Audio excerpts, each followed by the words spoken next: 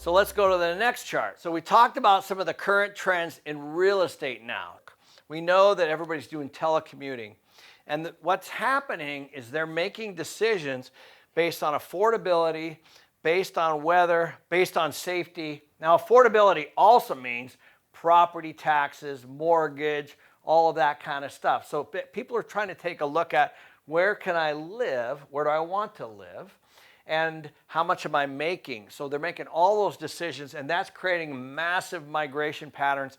I've talked a lot about this. If you guys really want to get into this, I suggest you look at the U.S. Postal Service, because you know how people have to contact the Postal Service when they move. I would suggest you go to the DMV, the Department of Motor Vehicles, the moving trucks, the Atlas Van Lines, U-Haul, North American Van Lines, all those things. Those are all sources of tracking and kind of find out where people are going. One thing is for sure, savers will lose. So here's how it works.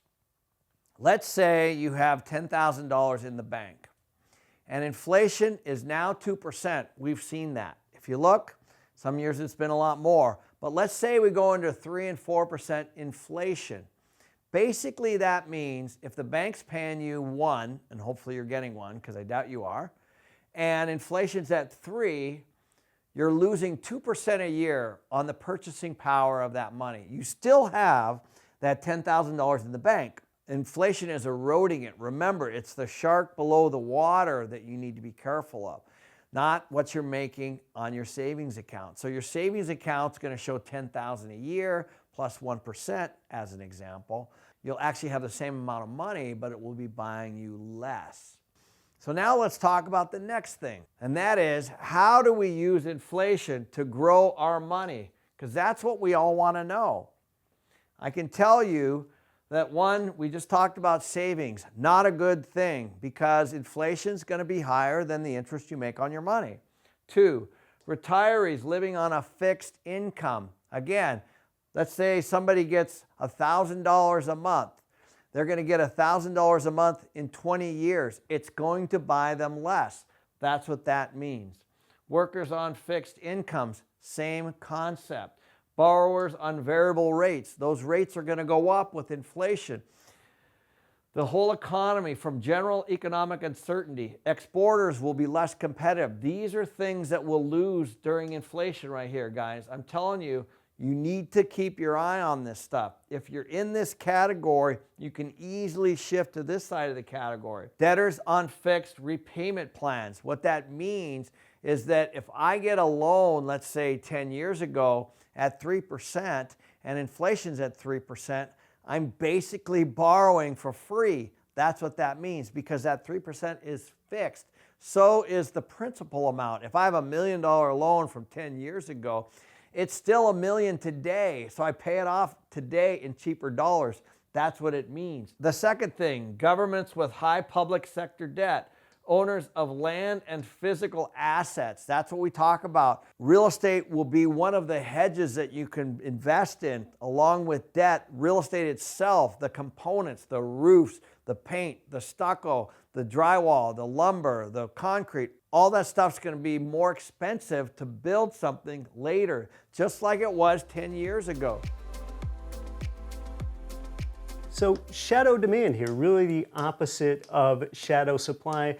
Demand could be coming potentially from other areas, especially when one looks at demographics. And a lot of economists say that your demography is your destiny. So where are the people coming from? If you're going to supply them with housing, you need to have demand for that housing. And one thing that the pandemic has induced that a lot of people aren't thinking about is that data from the Pew Research Center shows that right now, more than half of those age 18 to 29 live with at least one parent. In fact, 52%. Yeah, 18 to, was it 29 years old? It's 52%, yes, of 18 to 29-year-olds live with at least one parent. If that sounds high, it is. That's higher than at any point during the Great Depression and even before the Great Depression. So how does that translate to potential shadow demand for the future? Well, when the economy gets going again and these people get jobs again, that is the potential for more household formation. Now, if you think about why this might have happened, it makes a lot of sense, because if you think about the disproportionate numbers of layoffs that we had in the economy with the pandemic, they were disproportionately skewed to service workers and restaurant workers, and oftentimes that's squarely people in that age category. So the first thing that I want to just go back to the basics on, and I talk a lot about this, is basic supply and demand. And I think a lot of you guys miss this. The fact is, right now, there's such a low number of inventory out there, and I just did a video on this. That's why prices are going up. There's low supply, high demand. And so these kinds of things you have to keep watching as you're starting to select your individual markets. And so there's lots of things that can affect your home prices.